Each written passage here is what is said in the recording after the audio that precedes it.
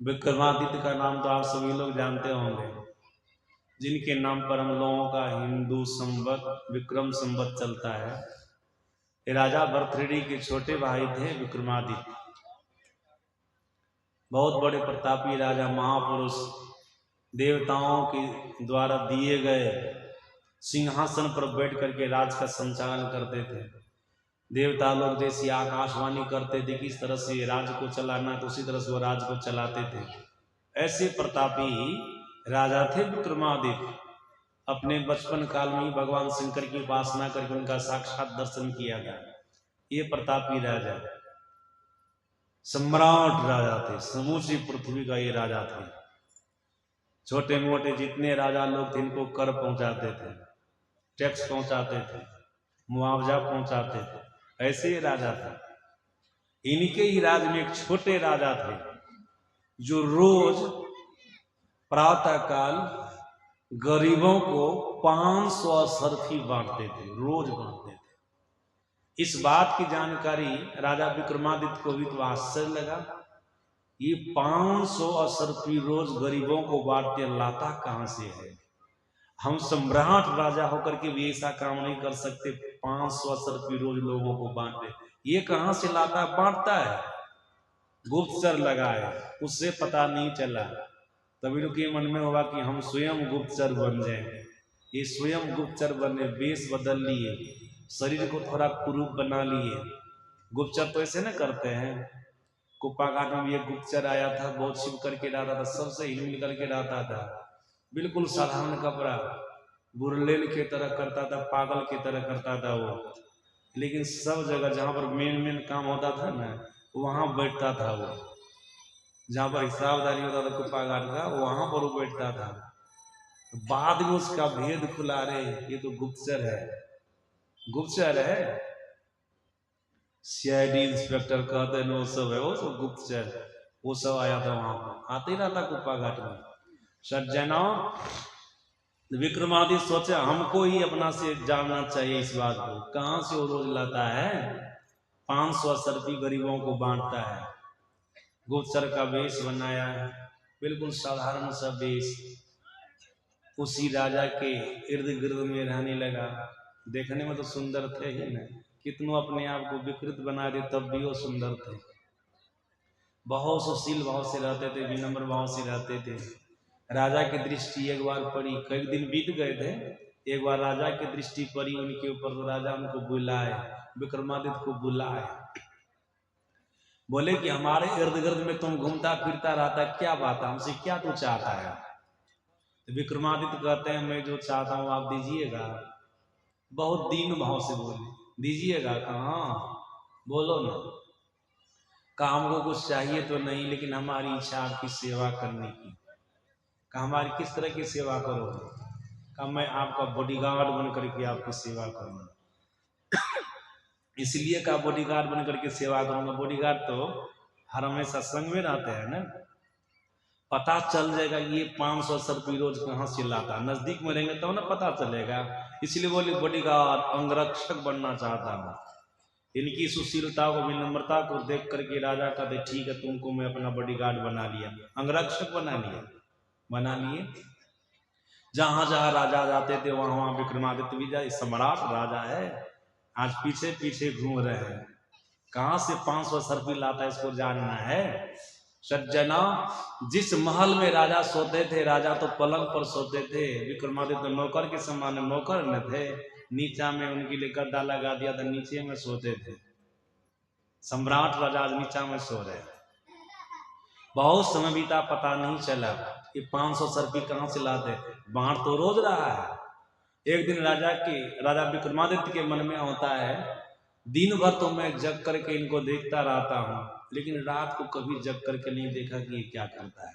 रात में एक बार जगना चाहिए, तब पता चलेगा। रात में जब जगे विक्रमादित्य तो देखते क्या है, राजा 2 बजे रात में पलंग पर से उठे, जहां पर वो सोते थे वहीं पर एक दीवार थी, दीवार में एक बिंदा थी, उस बिंदा में अपनी एक अंगुरी, छोटी वाली अंगुरी दावे, वहां पर फाटक खुल गया।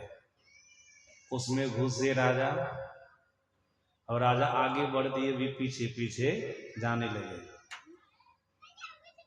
उस होकर के राजा जंगल गए। जंगल में कामदा देवी का मंदिर था। देवी है कामदा देवी, मनोकामना को पूर्ण करने वाली ये कामदा देवी, उनका मंदिर है। उसके प्रांगण में गए, चूल्हा धधक रहा था, उस पर कढ़ाई रखे, उसमें तेल डाले। तेल जब खोलने लगा तब राजा उसमें कूद गए। तेल में खोलते हुए तेल में कूद गए। जब कूद गए तो मंदिर के अंदर जो मूर्ति थी न कामदा देवी की, पत्थर की मूर्ति, वो मनुष्य के रूप में प्रकट हो गए, जड़ चेतन के रूप में आ गए। आकर के राजा की बाह को पकड़ करके खोलते हुए तेल से निकाल दिए। उनके शरीर में, राजा के शरीर में फोका भी नहीं हुआ, कुछ भी नहीं हुआ। माता जी का आशीर्वाद था, कुछ भी नहीं हुआ। तब माता जी कहती है, बोलो पुत्र क्या चाहिए तुमको? राजा का। राजा क्या कहते हैं, तुमको तो पता ही है, मैं तुमसे रोज 500 सर्फी ले जाता हूँ, वही 500 सर्फी चाहिए। मैं गरीबों को बांटता हूँ, तुमको पता है। तो माता कामदा देवी अपने पास से एक थैला निकाली और थैला से 500 सर्फी निकाली और राजा को दे दी। विक्रमादित्य देख लिए, देखे किसी तरह से राजा असर्फी प्राप्त करता है, गरीबों को बांटता है। फिर इनके मन में होता है, देखो राजा कितने बड़े परोपकारी है, इतनी रात को उठ करके मंदिर के प्रांगण में जाकर के खौलते हुए तेल में अपने शरीर को जलाता है, और जला करके जो असर्फी प्राप्त करता है वो अपने पास में नहीं रखता है, गरीबों को बांट देता है। अब मैं ऐसा कार्य करूंगा कि राजा को खोलते हुए तेल में गिरना न पड़े। स्वाभाविक रूप से यह सर्फी बांट ले, स्वाभाविक रूप से। आकर के अपने तोशक पर सो गए विक्रमादित्य। राजा भी आए अपने पलंग पर सो गए। उनको पता भी नहीं चला कि विक्रमादित्य हमारा सब कुछ देख लिया है, ये हमारा नौकर बॉडीगार्ड सब कुछ देख लिया है। उनको पता भी नहीं चला, पीछे पीछे ना सब कुछ कर रहे थे, कुछ भी पता नहीं चला। सज्जना, सुबह हुई, राजा 500 सर्फी बांटे। अब दूसरे रात की घटना है। राजा तो 2 बजे मंदिर जाते थे न, विक्रमादित्य 12 बजे उठ गए। जैसे दावे थे ना वहां दीवार में बिंदा को, तो फाटक खोला था, दावे की अंगुरी से, छोटी वाली अंगुरी से फाटक खुला, बस चले गए मंदिर के प्रांगण में। आग धधक रही थी, उस पर कढ़ाई चढ़ा दिया, तेल डाल दिया। तेल जब खोलने लगा ना, ये भी उसमें कूद गए। सज्जनों, इनको भगवान शंकर का आशीर्वाद मिला था बचपने में, तू आग में भी कूद जाएगा ना तो जलेगा नहीं। ये तो खोलता हुआ तेल क्या जलेगा इसमें? का तुमको काल से भी भय नहीं होगा। इसलिए विक्रम काल संवाद भी प्रश्न है पुस्तक में, विक्रम काल संवाद। कहीं कहीं पर विक्रम बेताल आता है ना प्रश्न, पढ़िएगा, वहां पर आपको मिलेगा ये सब बात। सज्जनों, ये विशेष महापुरुष हैं, ये कूद गए उस तेल में। तेल में कूदे तो माता कामदा देवी मूर्ति से प्रकट होकर के इनके बाह को पकड़ करके तेल से बाहर निकाल ली, लेकिन वरदान मांगने के लिए कुछ भी नहीं बोली, कुछ भी नहीं। जब कुछ भी नहीं बोली तो विक्रमादित्य फिर तेल में कूद गए, वो फिर बाह पकड़ के बाहर निकाल दी, तब भी वरदान मांगने के लिए कुछ नहीं बोली, तो फिर कूद गए। जब तीसरी बार कूदे निकाले ना माता कामदा देवी, तब कहती, बेटा तू बार बार खोलते हुए तेल में कूदता है, क्या बात है, तो क्या चाहता है? विक्रमादित्य कहते, माता मैं जो चाहता हूं तुम देगी। अरे मैं कामदा देवी हूं, तू जो चाहेगा वो दूंगी। बोलो तू क्या चाहता है? का प्रतिज्ञा कर लो कि दे दोगी। कहा मेरी प्रतिज्ञा है, मैं दे दूंगी, तू जो मांगेगा, जो मांगेगा मैं दे दूंगी। तब क्या कहते विक्रमादित्य, तुम्हारे पास में असरफी की थैली है, वो दे दो। ये 500 असरफी नहीं मांगते हैं, ये थैली ये मांगते हैं। होशियार आदमी छोटा मोटा चीज मांगेंगे, तो विशेष चीज न थैली दे दो। तब कामदा देवी कदी, जब थैली तुमको दे देंगे, वो राजा आवेंगे तो उनको हम क्या देंगे? समझ रहे हैं ना, उनको हम क्या देंगे? थैली तुमको दे देंगे तो उनको क्या देंगे, इसलिए थैली नहीं 500 रुपये ले लो। क्या नहीं थैली चाहिए तो वचन दी है ना, थैली दे दो, थैली दे दिए उनको। अब कामदा देवी विचार करती है, विक्रमादित्य तो आगे अपने 52 वर्ष हो गए, ये विचार करती है आज राजा आवेंगे तो उनको हम क्या देंगे, हमारे पास तो है नहीं अब सामर्थ शक्ति। थैली लेकर के सामर्थ शक्ति थी, अब थैली है ये नहीं है, क्या देंगे उस राजा को। अब चलो इस मंदिर से निकल चलते हैं।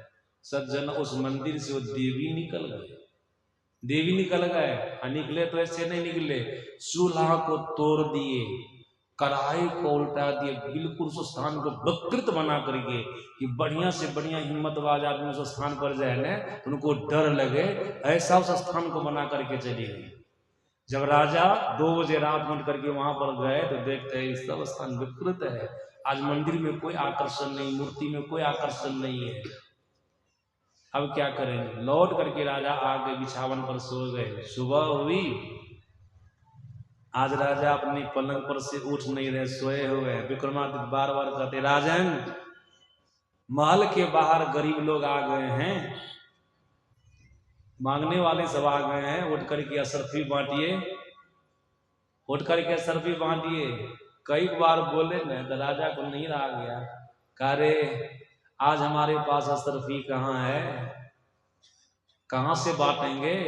क्या हो गया, का जहां से हम असरफी प्राप्त करते तो स्थान आज विकृत हो गया है, विकृत हो गया है, वो तो भयावह स्थान हो गया है, आज मैं नहीं बांट सकता हूं।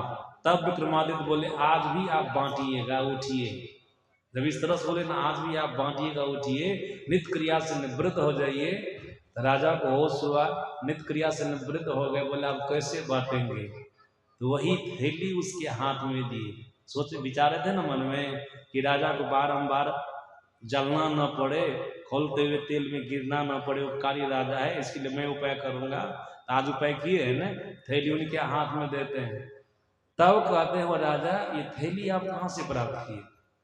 तो बोले जहां से आप 500 रुपये रोज प्राप्त करते थे ना वहीं से हम थैली प्राप्त कर लिए, वहीं से थैली प्राप्त कर लिए। अब जब तक थैली में ये है असरफी आप बांटते रहिए, असरफी सट जाएगी, असरफी सट जाएगी तो आप लोग को बोल जाएगा हमारे पास में असरफी नहीं है, बस आपका काम खत्म। सज्जना जब इस बात को राजा सुने ना तो उनको गौर से देखने लगे ये कौन है। तो उनको पता चला लगता है कोई सम्राट राजा है, कोई नहीं लगता है सम्राट राजा है। विक्रमादित्य का फोटो उनके राजमहल में लगा हुआ था सम्राट राजा का, उनसे मिलाए तो मिल गए। तब उनके चरण पर गिर गए, सिंहासन पर बैठे, अर्घ पात्र में का पूजन किए, क्षमा मांगे, मैंने आपको अपना बॉडीगार्ड बनाया, आप ऐसा हमारे साथ क्यों किए, ऐसा वेश बना करके क्यों आए, बॉडीगार्ड के रूप में क्यों रहे, सब भेद बताए कि मैं तुम्हारी परीक्षा लेने के लिए आया। तो कहां से लाता है 500 रुपये, प्रजाओं का शोषण तो नहीं करता है, लेकिन मैंने तुमको देखा कि देवी से प्राप्त करता है, इसके लिए कष्ट आता है और गरीबों को तू बांट देता है, मैंने तुमको परोपकारी समझा, आज तुमको मैं थैली दिया। तो विक्रमादित्य का बड़ा सम्मान किया, बड़ा आदर किया, चले गए वहां से। तो सज्जना आपको ये प्रसंग सुना करके ये दिखा रहा था उस देवी के पास में भी कृपा थी, लेकिन विक्रमादित्य ले लिए सब कृपा, तो कृपा समाप्त न हो गई।